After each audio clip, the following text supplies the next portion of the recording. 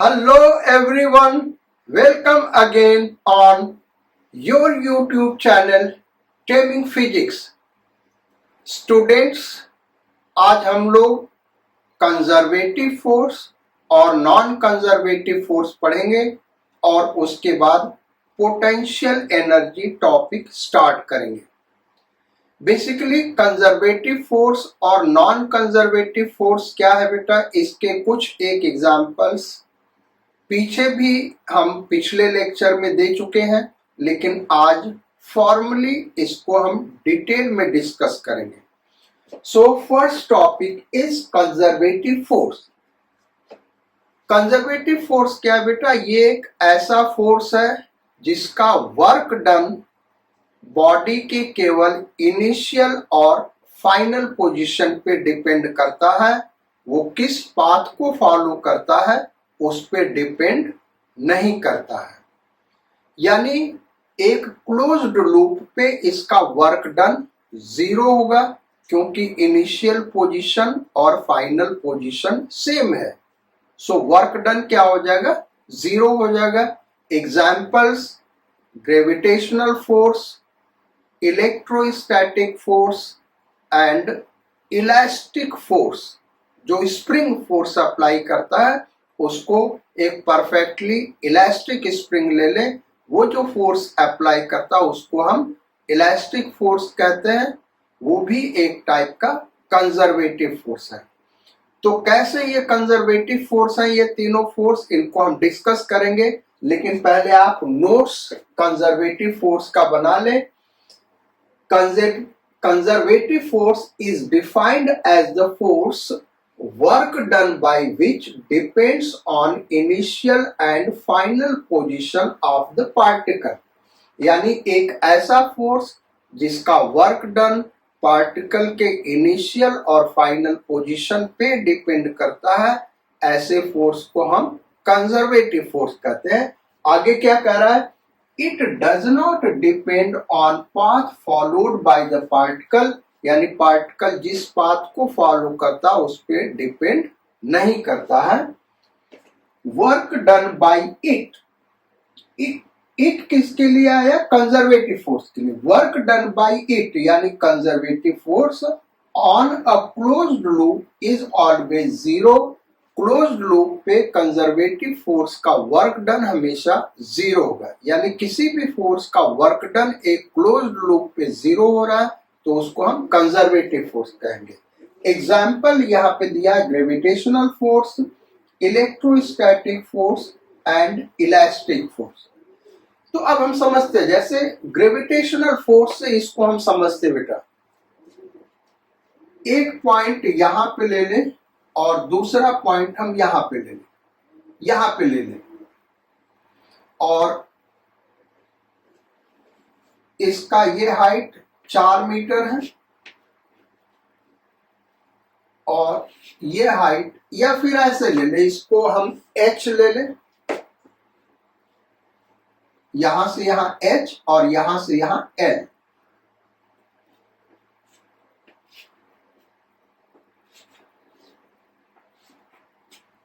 अब A to B हम move कर रहे हैं 3 पाथ से।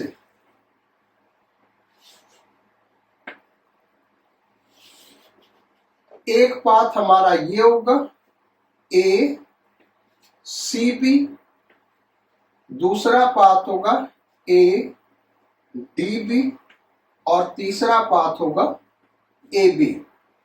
इस तीनों में हम वर्क डन निकालेंगे और देखते हैं कि सेम आता है कि नहीं आता है। M मास का एक बॉडी है, इस M मास के बॉडी को पहले हम ले जा रहे हैं A C B के थ्रू। तो work done by gravitational force क्या होगा? A से B तक अगर हम जाएंगे, A से C तक, तो ग्रेविटेशनल फोर्स mg नीचे लग रहा होगा और डिस्प्लेसमेंट h ऊपर हो रहा है, यानी वर्क डन माइनस mgh। और फिर C से B तक लेके जाएंगे तो ग्रेविटेशनल फोर्स डाउनवर्ड और डिस्प्लेसमेंट हॉरिजॉन्टल यानी 90 डिग्री दोनों के बीच में होगा, वर्क डन 0 हो जाएगा। यानी जो वर्क डन आया -mgh। अब WADB देखें, यानी यहां से ऐसे लेके जा रहा है तो यहां से यहां तक वर्क डन ग्रेविटेशनल फोर्स का 0 होगा, क्योंकि ग्रेविटेशनल फोर्स डाउनवर्ड और displacement horizontal 90 degree 0 work done हुआ, प्लस यहां से यहां तक का वर्क डन देखें तो ग्रेविटेशनल फोर्स डाउनवर्ड और displacement h upward opposite direction में यानी -mgh वर्क डन होगा। तो टोटल वर्क डन हुआ -mgh।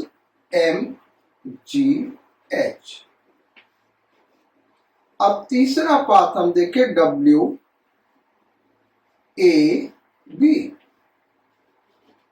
Is equal to gravitational force mg downward, so this is mg into displacement क्या होगा ab into angle between force and displacement, ये angle होगा 90 plus इसको थीटा सपोज कर ले तो cos 90 प्लस थीटा, ये हो गया mg into ab cos 90 plus theta minus sine theta, minus इधर रख दे साइन थीटा। अब साइन थीटा इसी फिगर से देखें तो बेटा क्या होगा, sine theta equal to BD upon AB और BD क्या है h, तो ये WAB हम लिख दें WAB is equal to minus mg, यहां पे माइनस साइन है, is equal to minus mg into AB into sine theta that is BD यानी h upon hypotenuse that is AB। AB cancel out हो गया यानी वर्क डन हो गया -mgh। तो जो वर्क डन है तीनों पाथ पे है वो है -mgh, यानी वर्क डन सेम है, यानी ग्रेविटेशनल फोर्स क्या है, कंजर्वेटिव फोर्स है। ऐसे ही इलेक्ट्रोस्टैटिक फोर्स भी कंजर्वेटिव फोर्स होगा बेटा, और इलास्टिक फोर्स भी कंजर्वेटिव फोर्स, ये आपको याद रखना है। इन जनरल अगर हम बताएं, क्योंकि इस टाइप की चीजें कंजर्वेटिव फोर्स क्या होता है पूरा डिफिनेशन तो हमने नहीं डिस्कस किया था, लेकिन पहले भी हमने डिस्कस किया था कि अगर कोई फोर्स दिया हुआ है मैथमेटिकल एक्सप्रेशन में तो हम जानेंगे कैसे कि वो कंजर्वेटिव फोर्स है या नहीं है। तो कोई भी फोर्स जिसका मैग्नीट्यूड और डायरेक्शन कांस्टेंट है वो कंजर्वेटिव फोर्स है, जैसे 3 newton due east, it is a conservative force क्योंकि फोर्स का मैग्नीट्यूड और डायरेक्शन कांस्टेंट है। या दूसरा example F is equal to 3i cap plus 4j cap newton, it is a conservative force क्योंकि इस फोर्स का मैग्नीट्यूड और डायरेक्शन कांस्टेंट है। मैग्नीट्यूड 5 न्यूटन होगा, डायरेक्शन निकालेंगे tan इनवर्स 4/3 एक्स एक्सिस के साथ। सो ये भी कंजर्वेटिव फोर्स है। अब अगर फोर्स वेरिएबल है तब हम कैसे देखें, कांस्टेंट है तो कंजर्वेटिव हो गई। वेरिएबल बेटा तो जैसे हम ले लें एक्स आई कैप, ये कंजर्वेटिव फोर्स होगा। एक्स का कोई भी फंक्शन ले ले, जैसे √x i cap conservative force,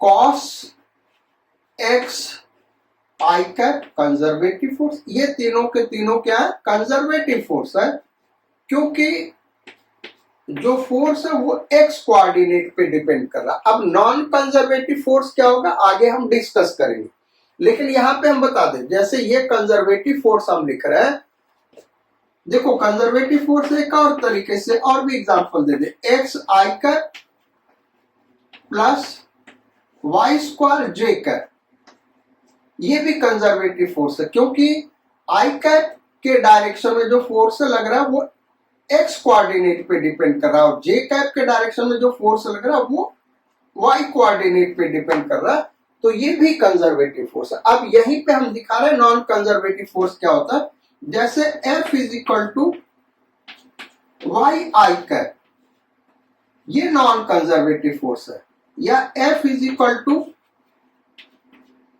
Y i cap plus x j cap, या y i cap minus x j cap, या root y i cap plus x square k cap, ये सारे के सारे नॉन कंजर्वेटिव फोर्स है, क्योंकि इनका work done path पे डिपेंड करेगा। तो अब पहचानेंगे कैसे, आई कैप के साथ एक्स आ रहा है, जे कैप के साथ वाई का फंक्शन आ रहा है, तो ये कंजर्वेटिव फोर्स होगा। देखो आई कैप के साथ एक्स का फंक्शन आ रहा है, ये नॉन कंजर्वेटिव फोर्स है, क्योंकि आई कैप के साथ वाई का फंक्शन आ रहा है, जे कैप के साथ एक्स का फंक्शन आ रहा है, के कैप के साथ ये के कैप के साथ एक्स का फंक्शन आ रहा है, तो ये सारे के सारे क्या है, नॉन कंजर्वेटिव फोर्स है, जो कि आगे हमने डिस्कस किया, और इसको अभी हम दिखाएंगे कैसे नॉन कंजर्वेटिव है। नेक्स्ट टॉपिक है हमारा non conservative force. Non conservative force कैसे डिफाइन करते बेटा, it is defined as the force work done by which depends on path followed by the particle, यानी इसका वर्क डन जब पार्टिकल एक पोजीशन से दूसरे पोजीशन पे जा रहा है, अलग अलग पाथ से जा रहा है, तो वर्क डन अलग अलग होगा, ऐसे फोर्स को हम क्या कहेंगे, नॉन कंजर्वेटिव फोर्स। तो इसका क्लोज्ड लूप पे वर्क डन कभी भी जीरो नहीं होगा, work done bye it on a closed path is never zero. Example क्या है, frictional force and viscous force. Frictional force, friction आपने पढ़ा है, frictional force non conservative force है। विस्कस फोर्स यानी force applied by fluid, air, gas, liquid, ये जो force apply करते हैं बेटा, जो फ्रिक्शनल फोर्स अप्लाई करते हैं बॉडी पे, उसको हम विस्कस फोर्स कहते हैं। तो ये दोनों फोर्स नॉन कंजर्वेटिव फोर्स के एग्जाम्पल हैं। इसको दिखाए कैसे नॉन कंजर्वेटिव फोर्स है फ्रिक्शनल फोर्स, तो सपोज कर लो ये जो एक्स वाई प्लेन है इसको हम हॉरिजॉन्टल प्लेन मान लें। क्या है भाई, ये x y plane horizontal plane है। अब एक बॉडी को हम यहां से लेके यहां तक जा रहे हैं, और तीन पाथ जैसे अभी दिखाया था वही हम चूज कर रहे हैं बेटा, ए बी सी डी। एक हम ऐसे लेके जाए और फिर ऐसे हम लेके जाए। पार्टिकल का मास m सपोज कर ले, कोएफिशिएंट ऑफ फ्रिक्शन इस प्लेन में हॉरिजॉन्टल प्लेन में म्यू है, ये हम सपोज कर ले यहां से यहां तक ये n, या इसको x मान ले, और यहां से यहां y। अब देखो work done in path A D B is equal to, जब यहां से यहां तक हम लेके जाएंगे तो जो काइनेटिक फ्रिक्शन है म्यू एम जी वो इस डायरेक्शन में लगेगा, और डिस्प्लेसमेंट इधर है, तो minus mu m g x, ये वर्क डन होगा। और फिर जब हम यहां से यहां तक लेके जाएंगे तो काइनेटिक फ्रिक्शन इस डायरेक्शन में लगेगा, माइनस वाई डायरेक्शन में। तो minus mu m g y, ये वर्क डन होगा। यानी वर्क डन क्या होगा, minus mu m g x plus y, यानी इस लेंथ का सम। ऐसे work done in A C B करोगे तो इसी के बराबर आएगा बेटा, minus mu m g x plus y ही आएगा। आप करके देख लेना, क्योंकि इस पाथ का भी लेंथ वही है। तो इस दोनों में तो वर्क डन सेम है, लेकिन अब ये वाला पाथ लें, डब्ल्यू ए बी, तो ये होगा माइनस म्यू एम जी, ये काइनेटिक फ्रिक्शन इधर लगेगा और डिस्प्लेसमेंट इधर हो रहा है, इसलिए नेगेटिव। तो फोर्स इंटू डिस्प्लेसमेंट क्या होगा, under root x square plus y square, यानी वर्क डन डिफरेंट हो गया। बेसिकली ये देखो तो पाथ लेंथ है, ये सारा का सारा क्या है, पाथ लेंथ। तो पाथ लेंथ अलग अलग हो रहा है। ऐसे इस पाथ से हम जाएंगे तो पाथ लेंथ और बढ़ जाएगा, तो वर्क डन कुछ अलग होगा। ऐसे हम लेके जाएंगे, ऐसे हम लेके जाएंगे तो वर्क डन कुछ और होगा, क्योंकि पाथ लेंथ चेंज कर गया। तो जो फ्रिक्शनल फोर्स है वो नॉन कंजर्वेटिव फोर्स है, क्योंकि इसका वर्क डन पाथ के ऊपर डिपेंड कर रहा है। अब ये नहीं कि यार यहाँ पे नहीं डिपेंड करा रहे, यार दो पाथ पे नहीं डिपेंड करा, लेकिन इसका वर्क डन से हो गया, इसका डिफरेंट हो गया, इसलिए नॉन कंजर्वेटिव फोर्स है। अब हम नॉन कंजर्वेटिव फोर्स का मैथमेटिकल एग्जांपल लेते हैं। ये तो भाई ऐसे फोर्स के नेचर से आप समझ जा रहे हैं, लेकिन कोई एक्सप्रेशन दिया हुआ है और पूछा गया आपसे कि भाई फोर्स कंजर्वेटिव है या नॉन कंजर्वेटिव। तो जैसा अभी कंजर्वेटिव फोर्स हम डिस्कस कर रहे थे, तो वहीं पे हमने डिस्कस किया कि भाई नॉन कंजर्वेटिव फोर्स के भी मैथमेटिकल एक्सप्रेशन हमने डिस्कस किए थे, और एक फोर्स हमने दिखाया था। जैसे एग्जांपल दिया था, F is equal to x j cap. ये नॉन कंजर्वेटिव फोर्स है बेटा। क्यों नॉन कंजर्वेटिव है, क्योंकि जे कैप के साथ जो कोऑर्डिनेट आ रहा है फंक्शन में वो एक्स का आ रहा है। वाई का होता तो कंजर्वेटिव होता है, एक्स का है तो नॉन कंजर्वेटिव। कैसे नॉन कंजर्वेटिव, यहाँ पे हम दिखा रहे हैं आपको। देखो ये एक्स एक्सिस, ये वाई एक्सिस। अब एक पार्टिकल को हम क्या कर रहे हैं, यहां से लेके ऐसे लेके जा रहे हैं, यहां से यहां, यहां से यहां, और फिर यहां से यहां। अब इसमें हम वर्क डन निकालें, ऐसे लेके जाएं, इसका वर्क डन निकालेंगे और फिर इसका वर्क डन निकालेंगे, A B C D. AD का वर्क डन क्या होगा, अगर इसका वर्क डन सेम हो गया तो फिर कंजर्वेटिव फोर्स हो सकता है, ऐसा नहीं कि होगा ही, क्योंकि फिर आपको और भी जनरल पाथ चूज करना होगा। किसी भी सारे पाथ का वर्क डन अगर सेम आ रहा है तो कंजर्वेटिव फोर्स, और किसी भी दो पाथ का वर्क डन डिफरेंट हो गया तो नॉन कंजर्वेटिव फोर्स। ये चीज ध्यान रखना बेटा, किसी भी दो पाथ का वर्क डन डिफरेंट है यानी नॉन कंजर्वेटिव फोर्स, और किसी भी दो पाथ का वर्क डन सेम है, यानी किसी भी दो पाथ, कोई भी जनरल दो पाथ ले लो, तो वर्क डन क्या होगा, कंजर्वेटिव होगा। लेकिन दो पाथ का वर्क डन सेम है तो कंजर्वेटिव होना जरूरी नहीं है। लैंग्वेज पे ध्यान दो, किसी भी दो पाथ का वर्क डन सेम है तो कंजर्वेटिव फोर्स, लेकिन दो पाथ का वर्क डन सेम है तो वो कंजर्वेटिव हो भी सकता है, नहीं भी हो सकता। हमको और भी पाथ लेने पड़ेंगे, सारे पाथ का वर्क डन सेम होना चाहिए तभी कंजर्वेटिव हो। तो वर्क डन एडी पाथ का हम निकालते हैं।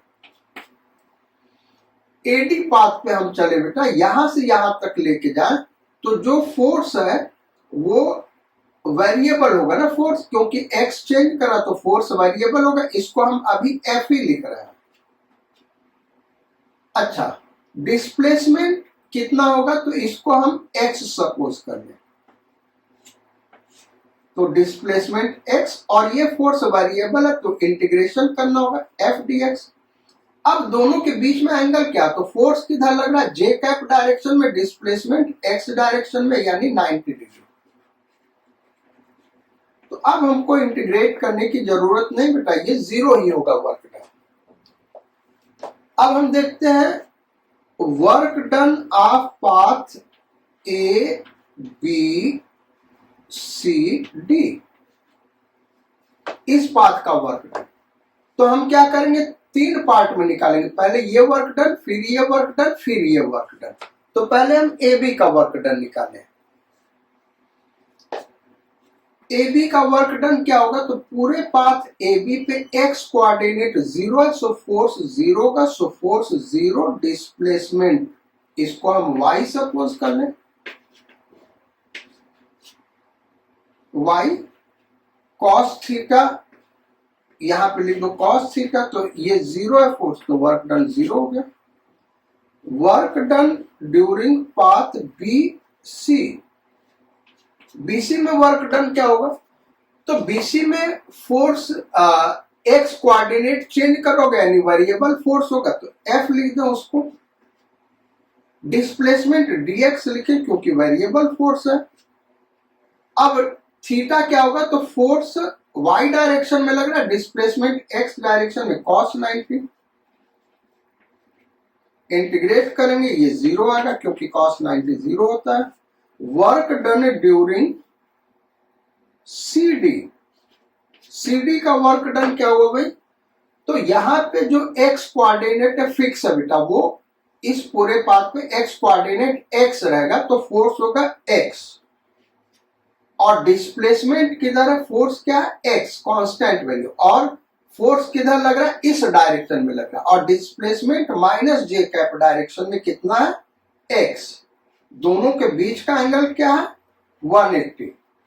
तो वर्क डन क्या हो गया, माइनस एक्स स्क्वायर। तो work done along path A B C D is equal to minus x square. AD का वर्क डन जीरो और ए बी सी डी का work done minus x square, दोनों work done अलग अलग है, यानी ये जो फोर्स है नॉन कंजर्वेटिव फोर्स है। तो ऐसे इन जनरल याद रखो, अगर आई कैप एक्स का फंक्शन नहीं है और जे कैप के साथ जो कोएफिशिएंट आ रहा है वो वाई नहीं है, और के कैप के साथ जो आ रहा है वो जेड नहीं है, तो ऐसे जो फोर्स होंगे नॉन कंजर्वेटिव फोर्स होंगे। एग्जाम्पल फिर से हम दे देते हैं, F is equal to x i cap plus y j cap, conservative force है। क्या ये कंजर्वेटिव फोर्स है, क्योंकि आई कैप के साथ x का फंक्शन आ रहा है, जे कैप के साथ y का। F is equal to y i cap plus x j cap, ये नॉन कंजर्वेटिव फोर्स है, नॉन कंजर्वेटिव फोर्स है, क्योंकि आई कैप के साथ एक्स का ना आके वाई का फंक्शन आ रहा है और जे कैप के साथ एक्स का फंक्शन आ रहा है, तो नॉन कंजर्वेटिव है। ऐसे हम लिख दें F equal to y i cap plus y j cap, ये भी नॉन कंजर्वेटिव है, नॉन कंजर्वेटिव फोर्स है, क्योंकि यहां पे चलो जे कैप के साथ वाई का फंक्शन आ रहा है, लेकिन आई कैप के साथ क्या आ रहा है, एक्स आना चाहिए, तो जे आ रहा है, तो नॉन कंजर्वेटिव फोर्स हो गया। तो ये हो गया हमारे नॉन कंजर्वेटिव फोर्स। अब मामला ये भाई कि हम कंजर्वेटिव फोर्स और नॉन कंजर्वेटिव फोर्स पढ़ क्यों रहे हैं, तो पढ़ इसलिए रहे बेटा पोटेंशियल एनर्जी समझने के लिए। बेसिकली पोटेंशियल एनर्जी जो है वो हमेशा कंजर्वेटिव फोर्स ही प्रोड्यूस कर सकता है, अगर कंजर्वेटिव फोर्स नहीं है तो कभी भी पोटेंशियल एनर्जी नहीं हो सकता। कैसे ये चीजें, पहले पोटेंशियल एनर्जी इन जनरल है क्या, इसको हम देखते हैं। और फिर डिटेल में आगे बढ़ते हैं। तो पोटेंशियल एनर्जी डिफाइन कैसे करते हैं बेटा? It is defined as the energy possessed by a body due to its relative position or state। यानी किसी भी बॉडी, कोई भी बॉडी है, अगर एनर्जी पोजेस करता, उसके अंदर एनर्जी है, उसके अंदर वर्क करने का क्षमता, किस वजह से? इसके रिलेटिव पोजीशन या रिलेटिव स्टेट के वजह से, तो हम कहते हैं उस बॉडी के अंदर पोटेंशियल एनर्जी है। ये बड़ा ही एक रफ डिफिनेशन बेटा, एग्जैक्ट डिफिनेशन नहीं है, लेकिन लिखना यही है आपको एग्जाम में। डिटेल में हम डिस्कस करते हैं ये एग्जैक्ट होता क्या है। पोटेंशियल एनर्जी कभी भी एक बॉडी या एक पार्टिकल का नहीं हो सकता, कम से कम दो बॉडी या दो पार्टिकल होना चाहिए, तभी पोटेंशियल एनर्जी होगा। तभी हो सकता होगा, तब भी जरूरी नहीं है। तो पोटेंशियल एनर्जी क्या भाई? रफली अगर हम कहें तो कोई भी बॉडी जिसके अंदर कार्य करने का क्षमता किसके वजह से? उसके रिलेटिव पोजीशन या रिलेटिव स्टेट के वजह से, तो हम कहते हैं कि उसके अंदर पोटेंशियल एनर्जी है। फॉर एग्जाम्पल सपोज कर लो ये ग्राउंड है बेटा, अब एक बॉडी हम यहां पे रखते हैं और एक बॉडी यहां पे रखते हैं, दोनों का मास m है, और एक बॉडी हम यहां पे रखते हैं, इसका भी मास m है। Body A, body B, body C, जो कार्य करने का क्षमता है वो इसके अंदर सबसे ज्यादा है, इसके अंदर कम है, इसके अंदर कार्य करने का क्षमता 0 है, तो हम कहेंगे इसका पोटेंशियल एनर्जी 0 है और इसका पोटेंशियल एनर्जी इससे ज्यादा है। तो ये रिलेटिव पोजीशन, ग्राउंड के रिलेटिव में इसका पोजीशन देखें, हाइट h1 और इसका हाइट h2, ये हायर ग्राउंड पे है, इसलिए इसका पोटेंशियल एनर्जी ज्यादा है। बेसिकली इसको हम ग्रेविटेशनल पोटेंशियल एनर्जी कहेंगे। ये एनर्जी जो है यहाँ पे क्या है? Gravitational potential energy. दूसरा एग्जांपल हम ले पोटेंशियल एनर्जी का, तो एक स्प्रिंग ले ले बेटा,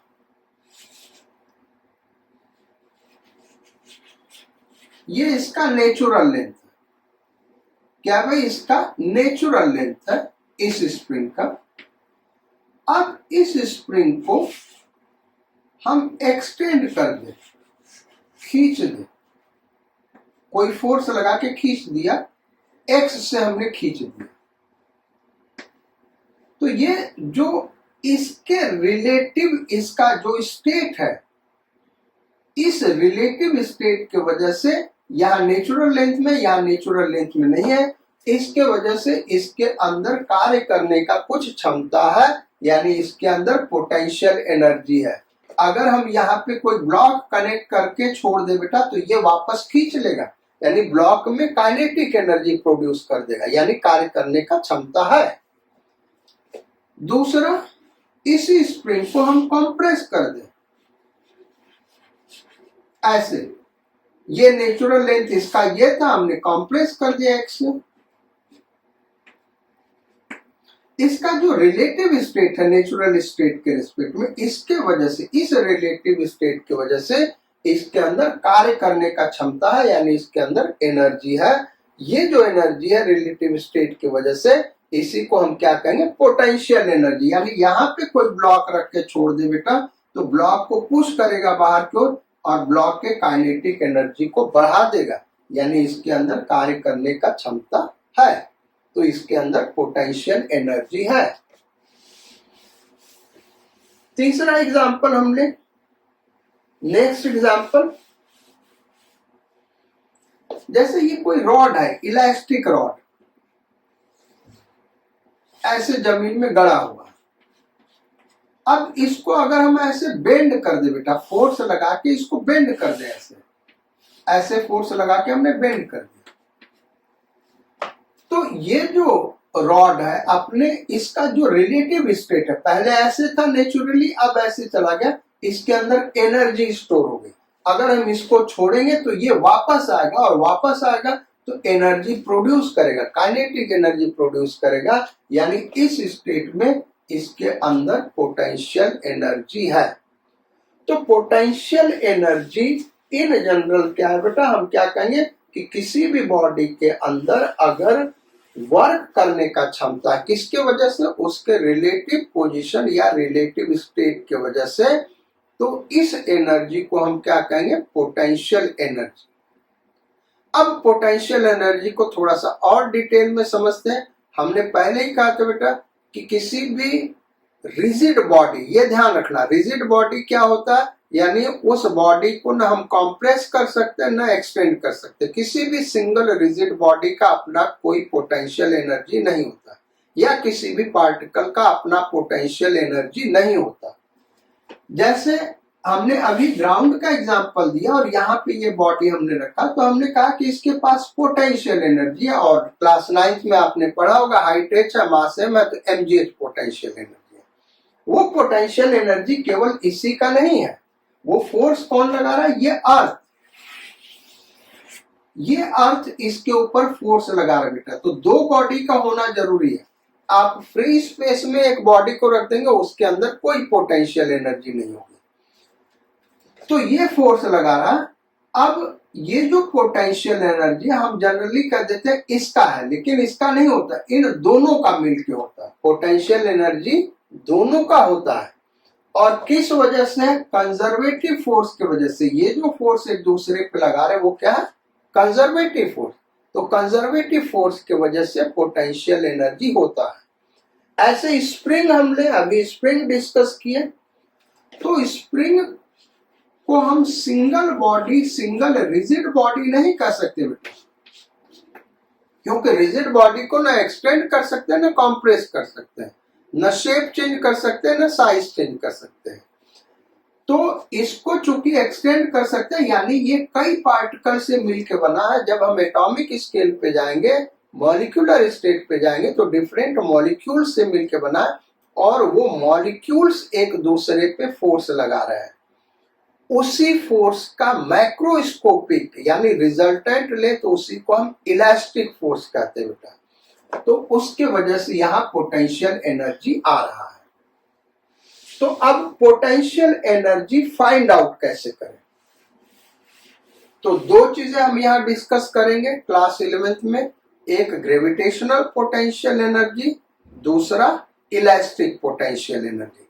क्लास 12th में जाओगे बेटा तो वहां पे मैग्नेटिक पोटेंशियल एनर्जी की भी बात करेंगे और इलेक्ट्रोस्टैटिक पोटेंशियल एनर्जी की भी बात करेंगे, वहां पे डिराइव करेंगे।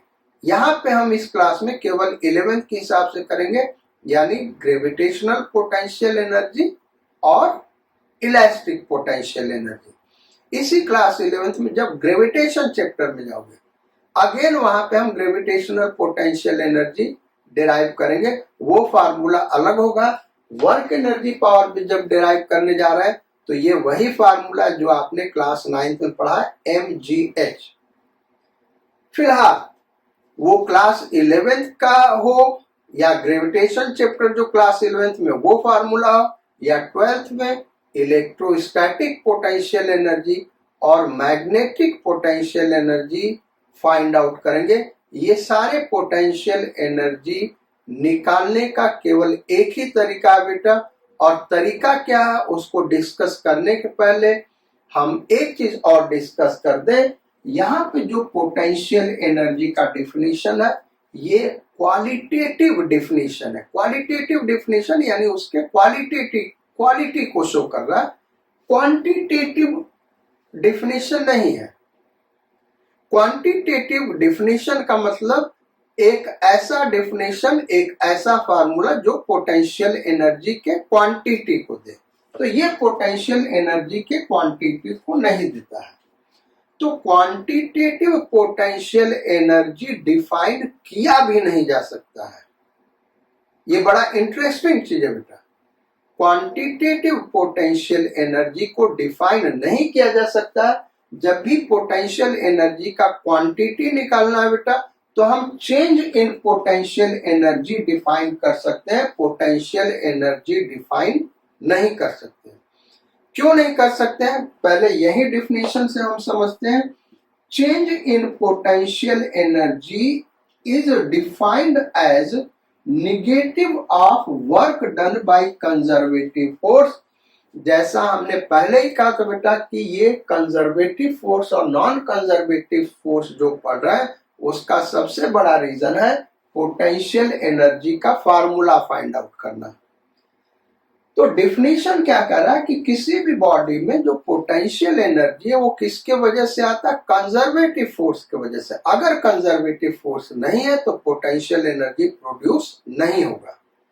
डिफिनीशन क्या कर रहा है कि पोटेंशियल एनर्जी तो हम नहीं बता सकते, हाँ चेंज इन पोटेंशियल एनर्जी बता सकते हैं। क्या है change in potential energy is defined as negative of work done by conservative force. यानी मैथमेटिकली इसको हम लिखना चाहें तो हम ये कर सकते हैं डेल्टा यू यानी U2 minus U1, delta u यानी U final minus U1 is equal to negative of work done by conservative force.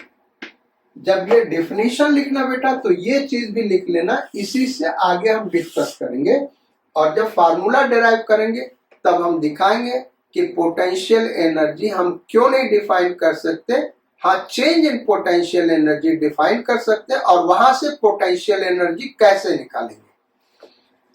तो change in potential energy, final potential energy minus initial potential energy is equal to definition के according क्या है बेटा, negative of work done by conservative force. इसको note कर लो। फिर हम लोग अब नेक्स्ट टॉपिक पे आते हैं डेरिवेशन पे बेटा, और वो डेरिवेशन हम करेंगे ग्रेविटेशनल पोटेंशियल एनर्जी का। कैसे ग्रेविटेशनल पोटेंशियल एनर्जी निकालते हैं, आप चाहे तो वीडियो को 10 सेकेंड टू 20 सेकेंड फॉरवर्ड भी कर सकते हैं बेटा, क्योंकि इसको इरेज करने में टाइम लगेगा तो आपका टाइम वेस्ट होगा, इसलिए आप थोड़ा वीडियो फॉरवर्ड कर लीजिए। तब तक हम इरेज कर लेते हैं इसको और फिर डेरिवेशन पे आते हैं। तो फर्स्ट डेरिवेशन हमको क्या करना भाई, gravitational potential energy. So write down next topic,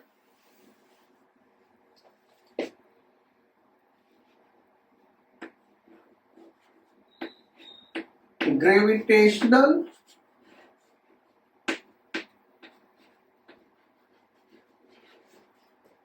potential energy.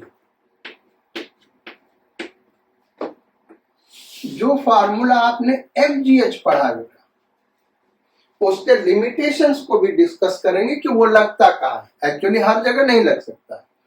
तो क्या है ग्रेविटेशनल पोटेंशियल एनर्जी,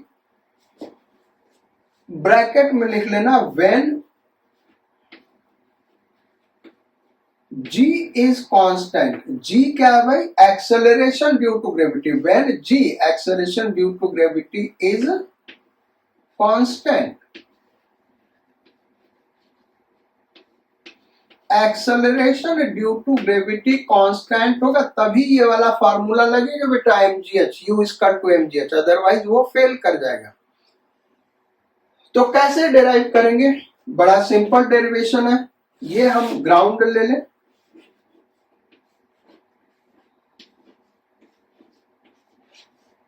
और हमको ये फाइंड आउट करना कि एक बॉडी मास m का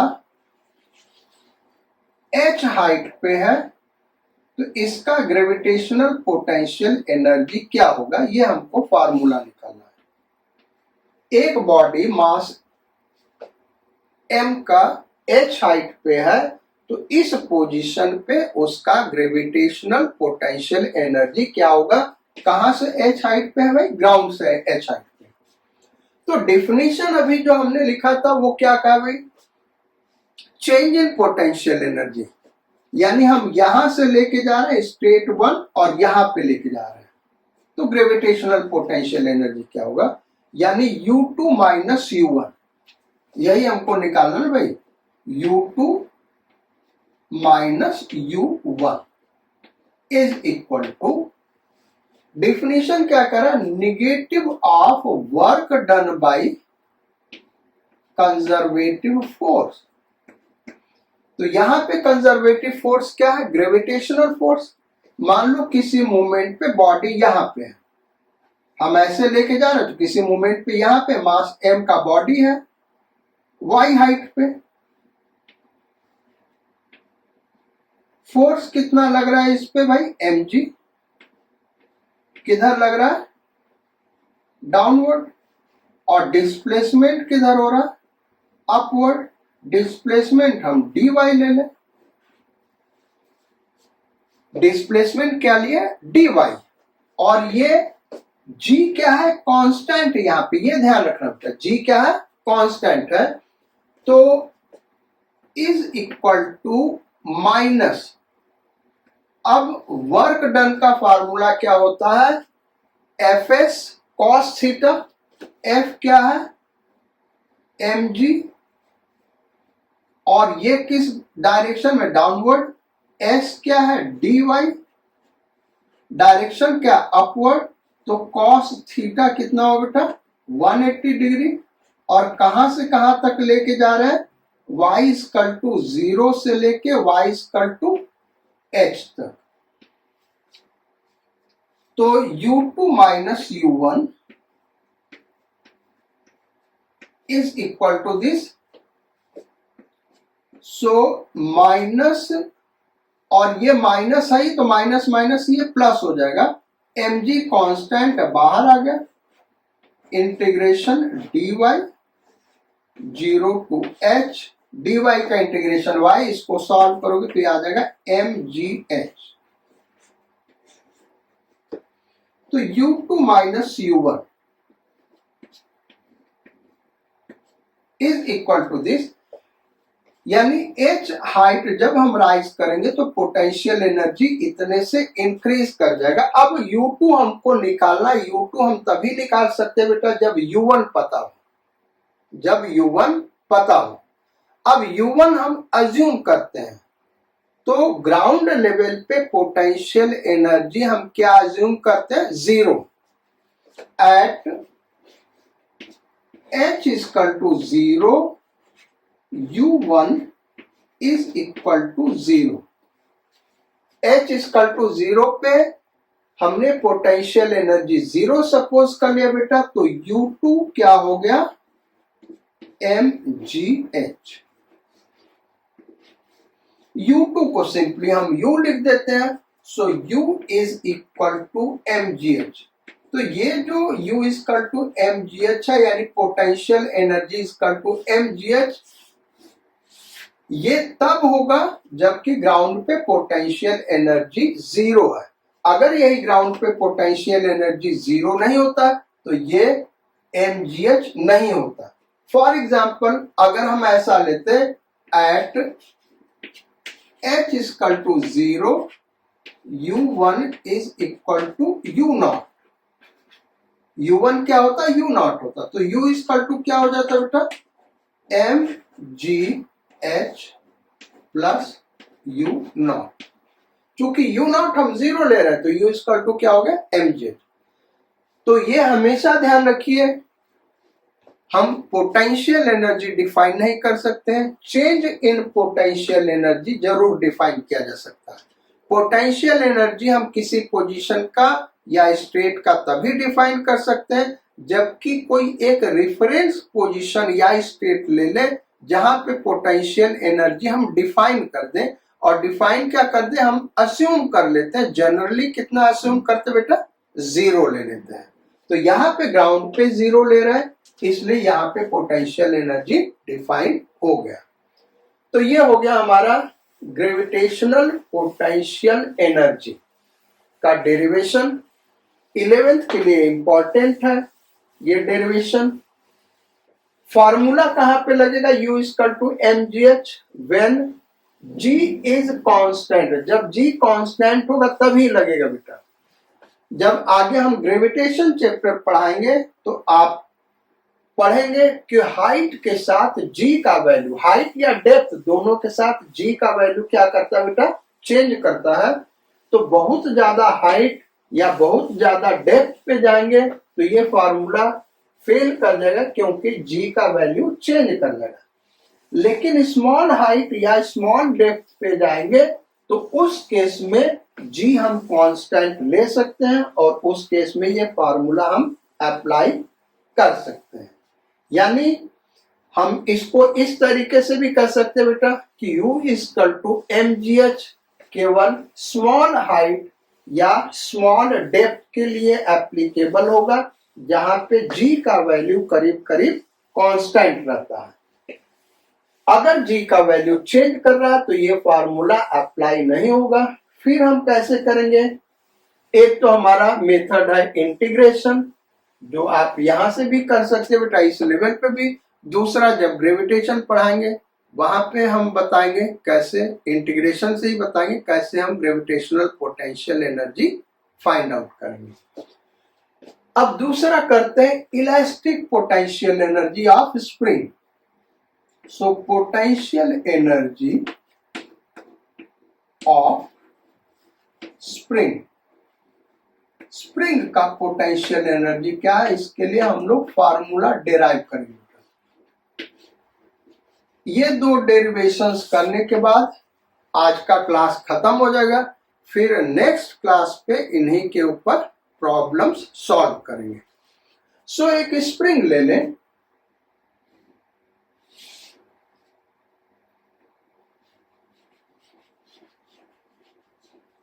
स्प्रिंग कांस्टेंट के और नेचुरल लेंथ इसका L है। नेचुरल लेंथ क्या भाई? L है। अब हमको ये निकालना कि अगर इसको एक्सटेंशन x दे दें तो इसके अंदर कितना पोटेंशियल एनर्जी स्टोर हो जाएगा। सो सेकेंड फिगर बनाते हैं और यहां पे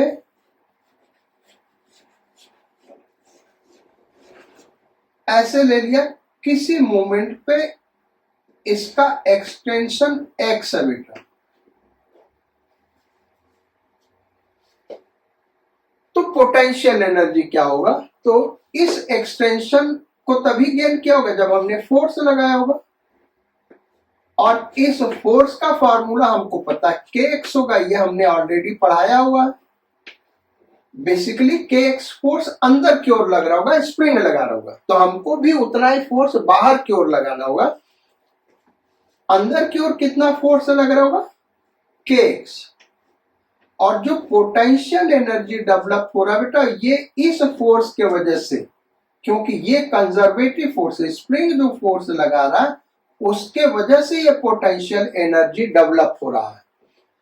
तो इस पोटेंशियल एनर्जी को निकालने के लिए ये स्टेट 1 और ये स्टेट 2,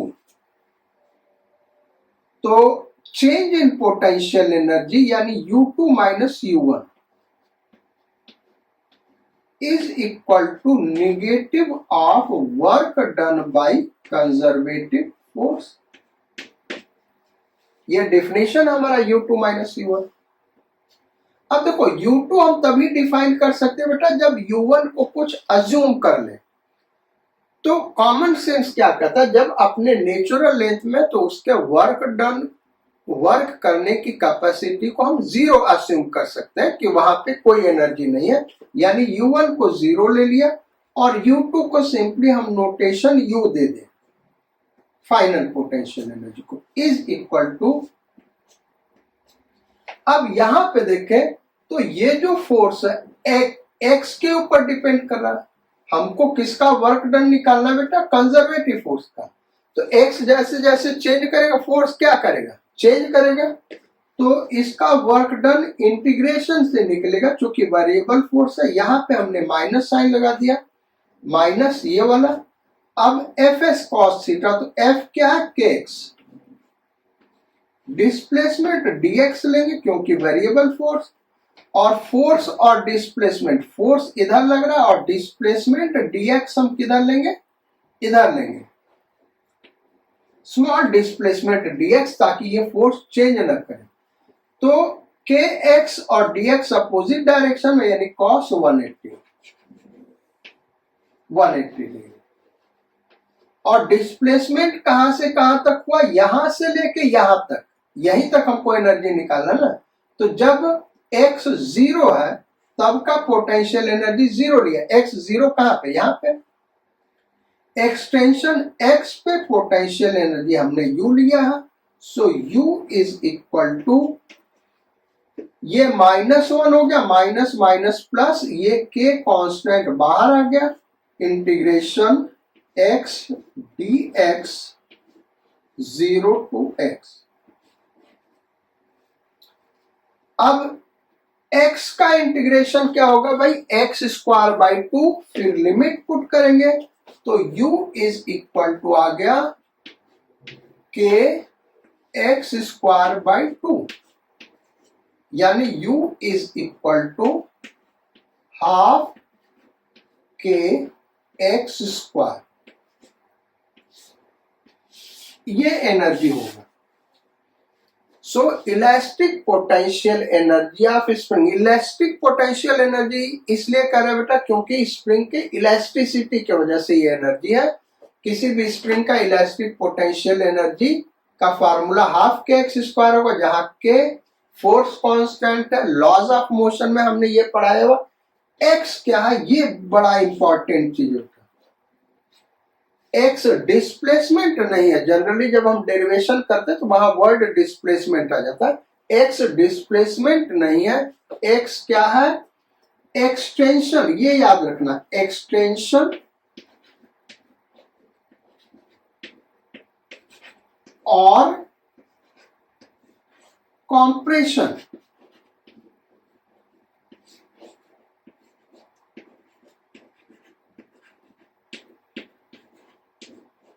इन स्प्रिंग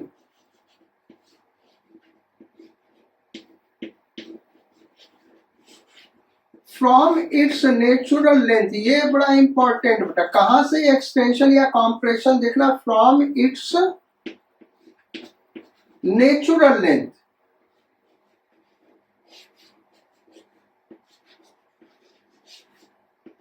क्योंकि नेचुरल लेंथ पे हमने पोटेंशियल एनर्जी जीरो माना है, ये नहीं कि ऑलरेडी एक्सटेंडेड है और फिर एक्स से एक्सटेंड कर दिया, तो ये नहीं होगा। नेचुरल लेंथ से एक्स एक्सटेंशन या कॉम्प्रेशन के लिए पोटेंशियल एनर्जी ये होगा।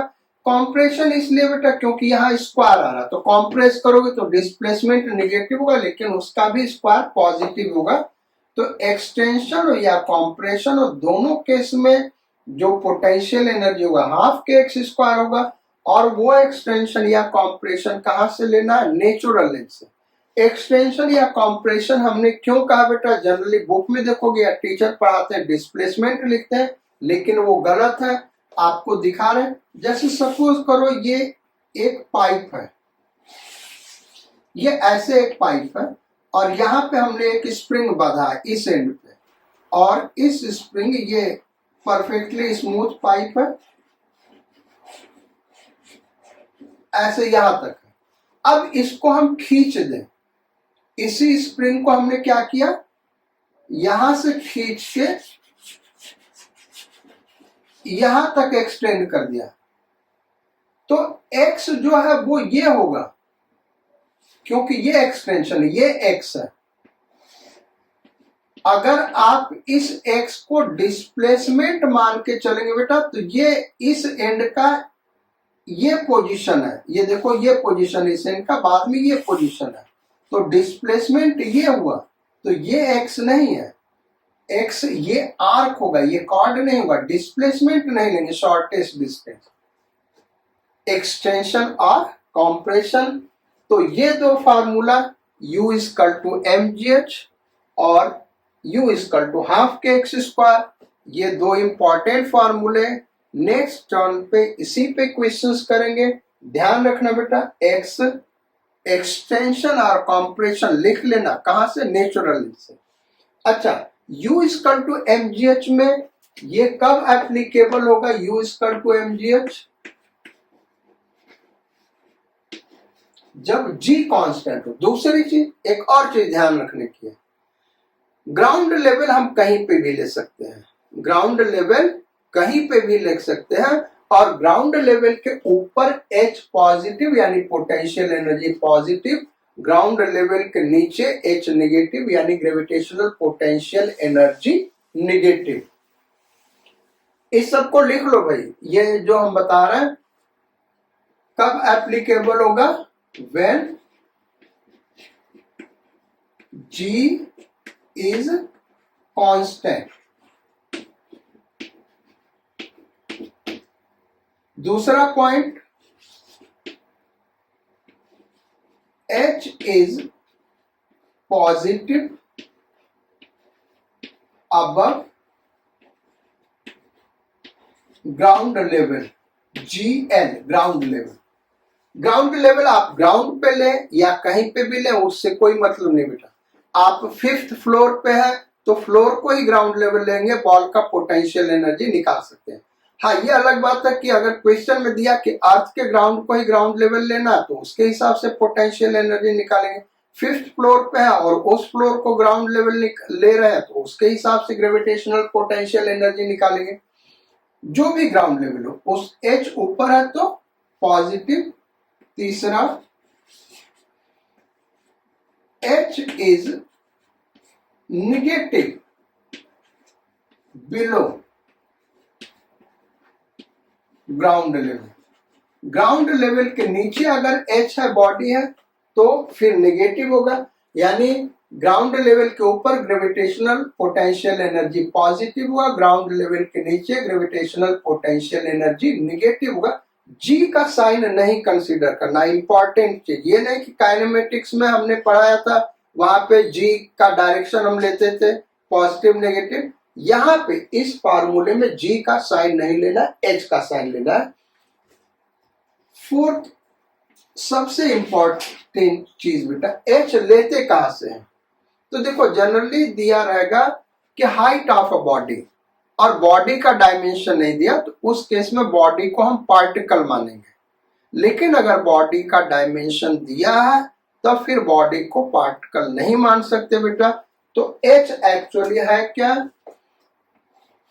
H is height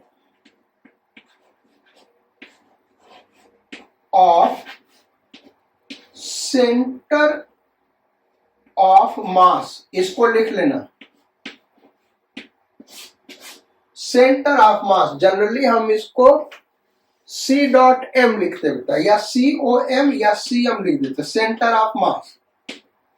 H is height of centre of mass of the body. 90% question में क्या होता है, height of body is 3 metre, height of body is 7 metre, ऐसे दे दिया, बॉडी का डायमेंशन नहीं दिया, यानी वही हम H ले लेंगे। लेकिन अगर बॉडी का डायमेंशन दिया, जैसे आपको हम दिखा रहे हैं, ये ग्राउंड है और एक रॉड यहां ग्राउंड पे पड़ा है, इसका ग्रेविटेशनल पोटेंशियल एनर्जी 0 लेंगे बेटा। अगर ये थिन रॉड है तो 0 लेंगे।